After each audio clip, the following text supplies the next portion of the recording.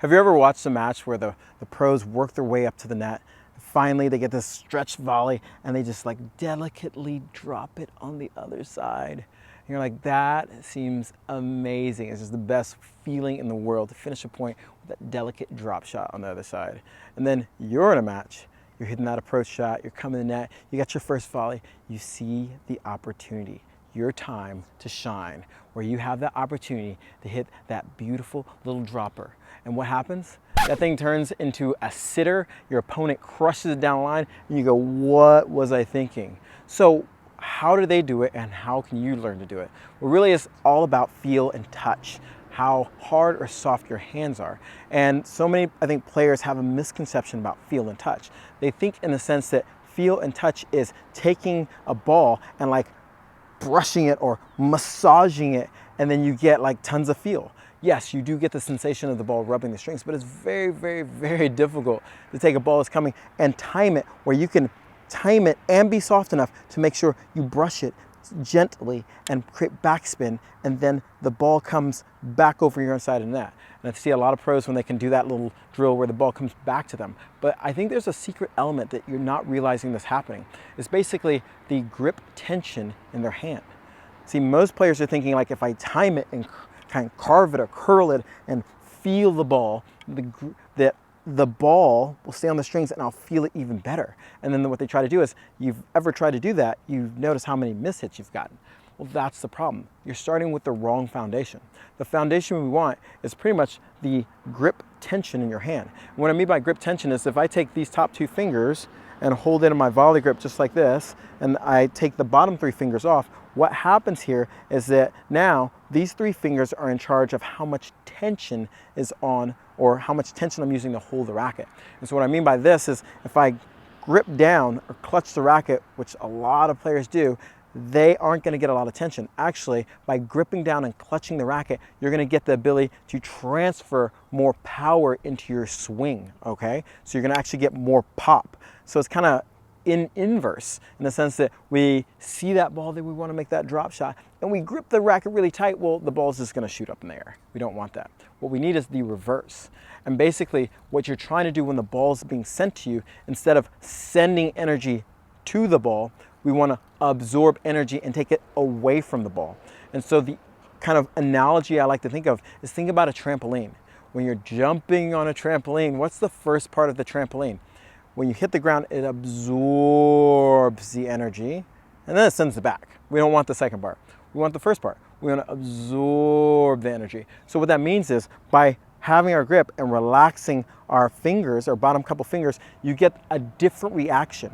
You get the reaction of when the ball hits the racket, and I'm very loose here, you get that. You get the absorption part of it, and that's what we want.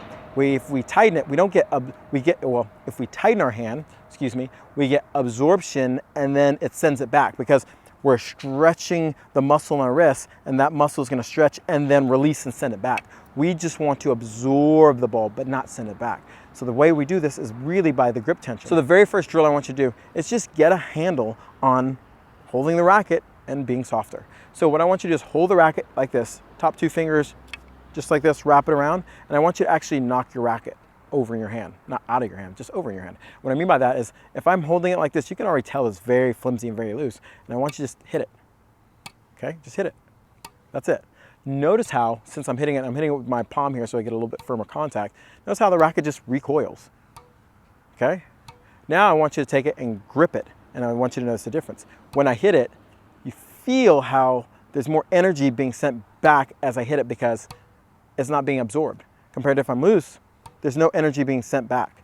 And so now I want you to go in between. We went from super loose to super tight and go in between, so you get this reaction of, now you still get the absorption. Maybe not as much as that, where the head's all the way down here, but you get a level of absorption. And I want you to experiment with the different tensions in your hand.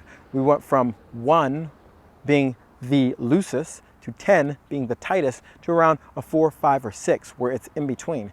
And we're gonna use the ball machine in a second so I can show you the result of different tensions at, or when you're hitting the volley. And so it's important now that you understand, it's a combination of tension and racket face that's gonna be important. Because if I have no tension and a racket face like this, well, the ball's just gonna droop off. But if I have no tension, it goes like this, it's just gonna go up. And you'll see that in a second. So what I'm gonna focus on is starting here, no tension at all. So you can see how the ball very barely goes forward, okay? No tension. Now, this is like that 1. Now I'm gonna go to the 10. You can see how now, where's the ball go? I'm just clutching down on the racket, okay? You can see it going forward. Now I wanna go to 5. So you see it going forward, not quite making it over the net. That one makes it over the net. And now I'm gonna start adjusting the racket face. So if I'm very open with little tension, you can see how it goes forward. But if I adjust the racket face just a little bit more, maybe a little bit more, we get this ball. Barely goes over the net. And if we take a little bit more tension out of it, you can see how everything's just dropping super short because I'm taking and I'm absorbing the power. Now, if I don't want it to go, so I have to relax even more. Oh, almost got it. I have to relax even more to make sure I don't send the ball. And these are the adjustments that pros are doing. So when they come over here and they're hitting that, oh, I didn't get it. So I got to add a little bit more tension, hitting that ball where it barely drips over the net. It's a combination of grip tension and racket face angle, okay? Because if now I have a lot of tension, but this happens, you can see how it pops up. Ooh, that almost went over. It pops up. We don't want the pop up, or we do want a soft pop up like that. And so now, finally, we get the challenge where you see the pros, they get the ball to jump back on their side. And so what they're doing is no grip tension, racket face very open. Do we got it? Do we got it? Oh, didn't get it. Oh, too much. So you can tell I need to work on my feel. I don't know if I'm gonna get this one. We'll see. 2 more.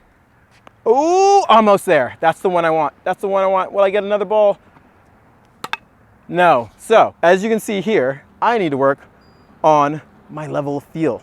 I personally don't like hitting touchy-feely shots, but I've had to learn to create that because there's times for, if you're playing doubles, you don't want to send the ball all the way back, you need to be soft. And I can generally create a ball that's pretty soft.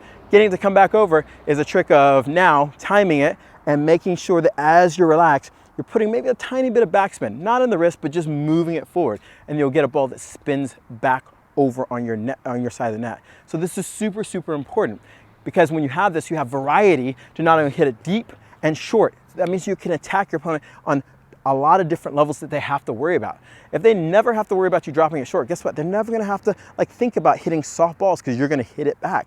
But now that they know, ooh, you can drop it short or deep, it creates this sense of fear because they're like, I have to now cover more of the court.